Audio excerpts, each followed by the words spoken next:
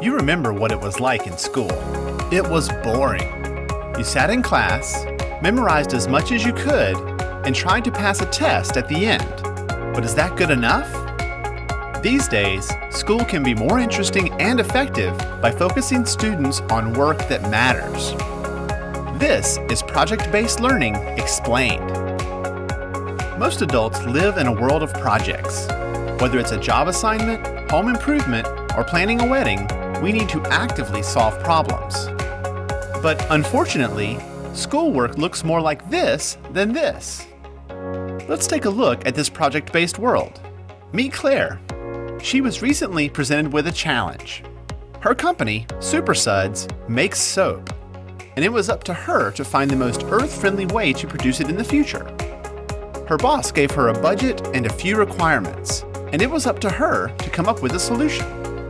She organized and managed a team who researched the options and created materials summarizing the issues. Claire's team asked for feedback and presented their findings to the boss. Claire came out of the project looking like a rock star, and she learned a lot about green products. If you look closely, Claire's success involved critical thinking, collaboration, and communication, things that aren't often taught in traditional classrooms. The world needs more Claires, so how do we get them? The answer is project-based learning, or PBL. By focusing students on a project, teachers put them on a path that deepens their knowledge and builds skills they'll need in the future. Here's what I mean. Mr. Simmons has always been a good science teacher, and his students do well on Friday's tests. Unfortunately, what they learned was gone by Saturday morning. That wasn't good enough for him. Soon he learned about project-based learning and decided to give it a shot. Mr. Simmons got the idea for his first project on microorganisms when nearly half of his students were suddenly absent with the flu.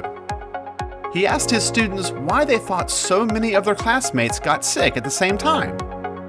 That lively discussion produced a lot of good questions and a list of things the kids wanted to know. Mr. Simmons then announced their project was to help elementary school kids understand, how can we not get sick? After dividing the class into teams, he got them started on the project. It was up to the students to ask questions, research, collaborate, give each other feedback, and figure out the best ways to make their points clear to children. One team chose to make an educational video on the connection between hand washing and avoiding the flu. Another chose to create posters to show how viruses spread. The project teams showed off their final work to an enthusiastic audience of parents and their children at a nearby elementary school. Sitting in the front row was our good friend and local rock star Claire, who saw a bit of herself in the students. It was clear that the project was a success for the students, the audience, and Mr. Simmons. His students practiced critical thinking, collaboration, and communication. The project wasn't about memorization, but learning in depth about viruses and how to prevent spreading disease, a lesson they will never forget. At the end of the presentation, Claire introduced herself to the students and told them that they were rock stars and that the world needs more people who can think like them. To learn more about project-based learning, go to BIE.org. Today, we're going to start a new project. Teachers and their students have been doing projects since forever. More and more are doing project-based learning. So what's the difference? That's a great question. Let's start off by reviewing. Projects are typically limited in scope and duration. They're a good way for students to work with content they've already learned. Flip to the paper that says sundial. In project-based learning, students learn through the project. Interesting. They address a real-world problem, a driving question, one that can't be Googled and has no single right answer. We were talking about how can we prepare for Atlanta's change in weather. Students have voice and choice in PBL, some input into how they'll answer the driving question. Does anybody think they might have some ideas? So they gain ownership of their learning.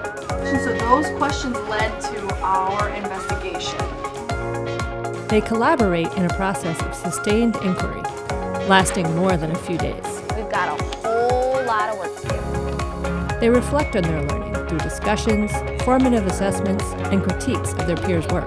We are going to take a look at one of your friends' work today. And then revise their work based on those reflections.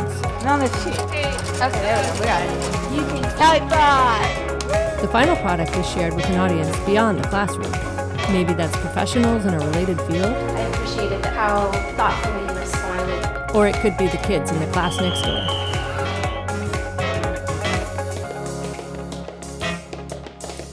When students spend an hour exploring the 4 forces of flight by crafting a Mars lander out of paper, that's a project.